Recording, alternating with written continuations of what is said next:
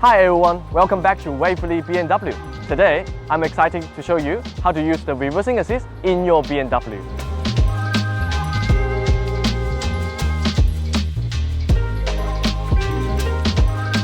The reversing assist is really useful when getting out of the difficult situation, such as a parking spot right in the corner, a dead end, or just getting out of your own driveway. The reversing assist function can retrace the last 15 meters that you travel backwards. All you need to do is engage the reverse, tap the icon on the iDrive screen, you control the brake and accelerator, and the car will do the rest. You will find it reversing the exact steering wheel input that got you in. That concludes our video. If you have any question or would like to arrange a one-on-one appointment, feel free to give me a call.